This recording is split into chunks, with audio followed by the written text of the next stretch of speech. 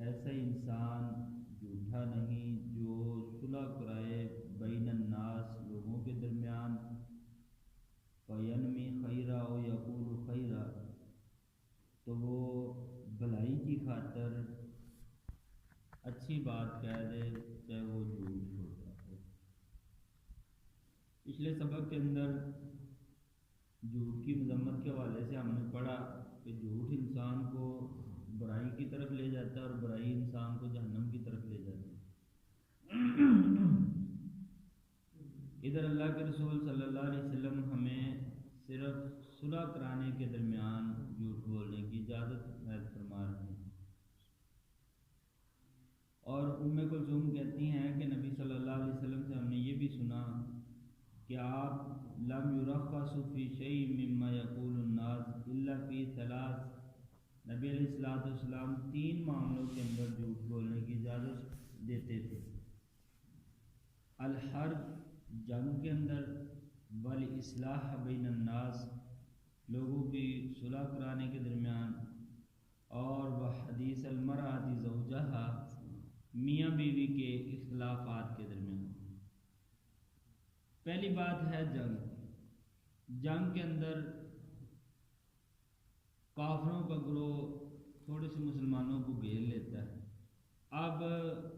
سارے ان کے ہاتھوں یرغمال ہیں،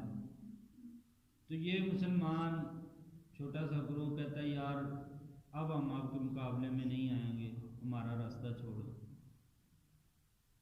تو ایسی صورت میں یہ نہیں کہ اب یہ دوبارہ ان کے مقابلے میں نہ آئیں، ان سے ہلاکت کے سلسلے کے اندر کیونکہ تھوڑے ہیں، کمزور ہیں، اس وجہ سے وہ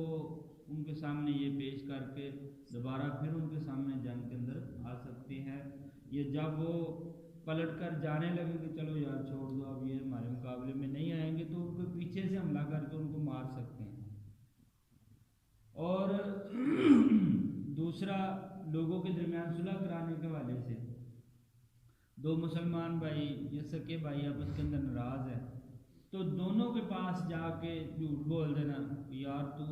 اپنے فلاں بھائی سے ناراض ہے، وہ تو تیری بڑی تعریف کرتا ہے، وہ تو کہتا ہے میں اس بھائی کے بغیر رہ ہی نہیں سکتا، میرا تو اس بھائی کے بغیر گزارا ہی نہیں، تو یہ دل کے اندر بڑا چوڑا ہوگا کہ لو یہ دیکھا میری قدر پڑی اس کو، تو اس کے پاس جا کے مسلمان بھائی کہے کہ یار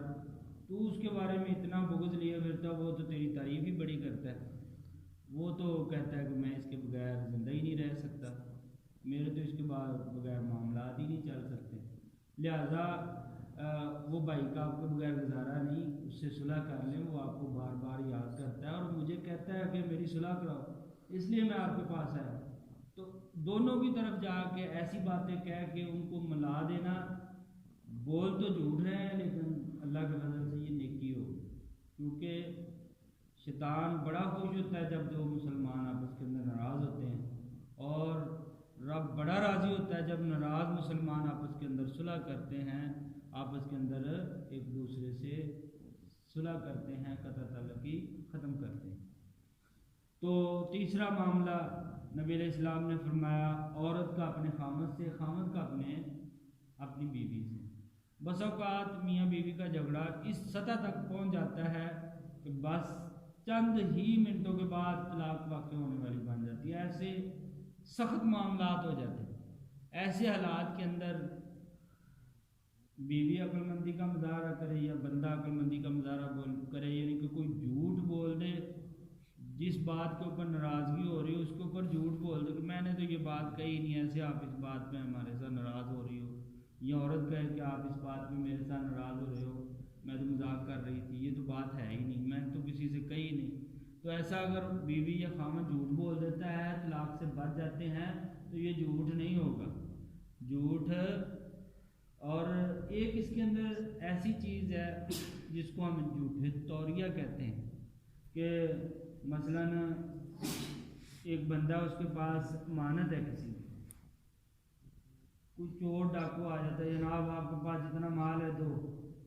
وہ کہتا ہے کہ نہیں جی میرے پاس میرا مال ہے ہی نہیں، وہ اب یہ جھوٹ نہیں ہوگا، کیونکہ اس کے پاس جو مال پڑا ہے وہ کیا ہے، وہ کسی اور کا ہے، ایسے حالات بنا لیں کہ